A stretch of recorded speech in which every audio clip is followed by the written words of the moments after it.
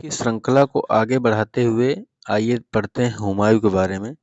हुमायूं का शाब्दिक अर्थ है भाग्यशाली। हुमायूं का शाब्दिक अर्थ क्या है? भाग्यशाली है।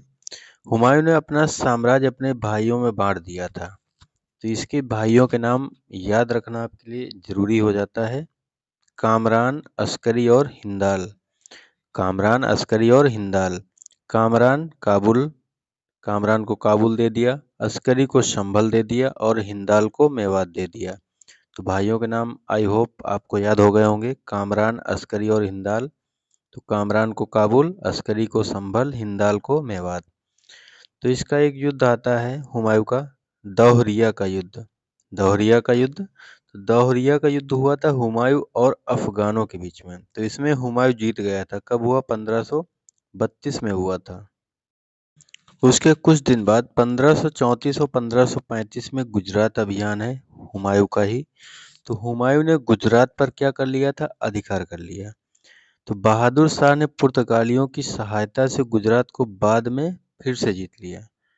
फिर से जब जीत लिया, किसकी सहायता से जीता? बहादुर शाह ने पुर्तगालियों की सहायता से जीता। तो बाद में पुर्तगालियों ने क्या कर दी? बहादुर शाह की ही हत्या कर दी थी। उसके बाद हुमायूं का 1537 में चुनार अभियान फेमस है। चुनार अभियान फेमस है। तो इसमें शेर खान बंगाल की तरफ चला गया था। शेर खान ने बंगाल को उजाड़ दिया। हुमायूं ने क्या किया? बंगाल को फिर से बसाया और उसका नाम चेंज करके क्या रखा? जन्नताबाद। उसका नाम क्या रखा? जन्नताबाद। हुमायूं के टॉपिक में सबसे ज्यादा मोस्ट इम्पोर्टेंट युद्ध पूछा अगर कोई जाता है तो चौसा का युद्ध पूछा जाता है 1539 में। ये आपको सन भी याद रखना है। चौसा का युद्ध 1539 में, क्योंकि इसी युद्ध में हुमायूं की क्या हो गई थी? हार हो गई थी और इसकी पूरी ग्रह दशा बदल गई थी इसी युद्ध से। तो चौसा का युद्ध 1539 में शेर खान और हुमायूं के मध्य हुआ। इसमें हुमायूं की हार हो गई। तो हुमायूं ने क्या किया? बचने के लिए कर्मनाशा नदी में छलांग लगा दी। ठीक है, कर्मनाशा नदी में छलांग लगा दी। तो जब ये डूबने लगा तो इसकी जान किसने बचाई? निजाम सक्का भिश्ती ने इसकी जान बचाई।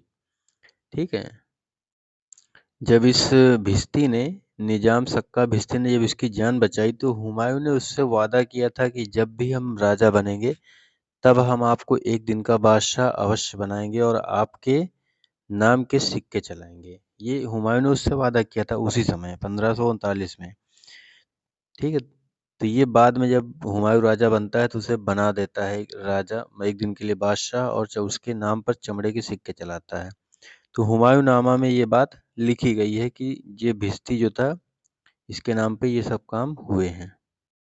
अभी आपने ऊपर पढ़ा चौसा का युद्ध। अब अगला है कन्नौज या बिलग्राम का युद्ध। मोस्ट इम्पोर्टेंट 1540, मोस्ट इम्पोर्टेंट है, सन भी याद करिएगा।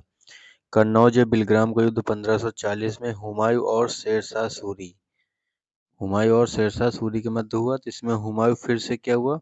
पराजित हो गया। और जब पराजित हो गया तो अमरकोट चला गया। तो अमरकोट के जो राजा थे वीर साल, उन्होंने हुमायूं की सहायता की और उसको अपने महल में शरण प्रदान की।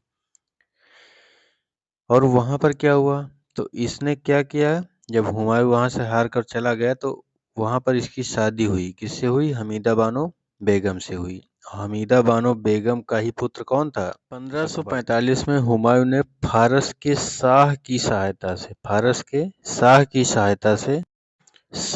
सहायता से, काबुल और कंधार को जीता। हुमायूं ने नसीब खान और तातार खां, ये अफगान सेनापति थे, इन दोनों को क्या किया? पराजित किया। 1555 में ही सरहिंद का युद्ध हुआ। मच्छीवाड़ा का युद्ध और सरहिंद का युद्ध दोनों 1555 में हुए। तो सरहिंद के युद्ध में हुमायूं ने सिकंदर सूर को पराजित किया। सिकंदर सूर को पराजित कर दिया। उसके बाद क्या हुआ? 1556, यही पूरा चेंजिंग ईयर है। 1556 में क्या हुआ? दीन पनाह महल के शेर मंडल पुस्तकालय की सीढ़ियों से गिर करके हुमायूं की क्या हो गई? मृत्यु हो जाती है। हुमायूं की मृत्यु हो गई। तो जब इसकी मृत्यु हो जाती है हुमायूं की, तो हुमायूं के हमशक्ल मुल्ला शाह बेगसी को जनता के सम्मुख पेश किया जाता है। अर्थात जनता को ये बताया जाता है कि आपके जो सम्राट हैं उनकी मृत्यु नहीं हुई, उनको कोई दिक्कत नहीं, जनता को पता नहीं चल पाता।